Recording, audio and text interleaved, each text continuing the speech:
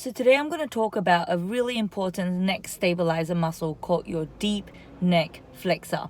It's a small, thin muscle, but it is really, really important to stabilize your head on top of the neck and the rest of your body.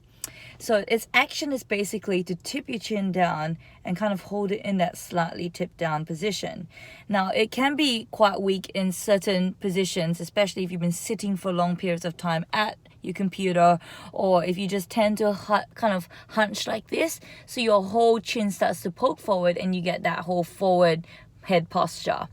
So when that happens, this is in a stretch position and all the muscles at the back get really short and tight. And when this happens, it can be a cause of headaches or just neck stiffness or other problems and pains as well. It can even be causing a little bit of dizziness as well. So how you actually strengthen this muscle is a simple exercise that you can do even in your car, like where I am right now. So you want to be tipping your chin down very, very slightly and then resting your head against the car headrest. Press it backwards just a little bit.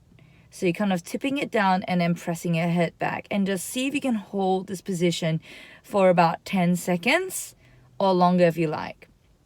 And then you want to repeat this 10 times 10. 10 times 10 seconds. Or if you don't have a lot of time, try and see if you can hold it for 30 seconds. And do it twice. So it's a great traffic light exercise. So if you're sitting at the lights doing nothing, you might as well do a bit of a neck strengthening and a bit of a stretch at the same time. So what you'll be feeling is the back of your neck kind of almost stretching out as you feel that tension pulling through here.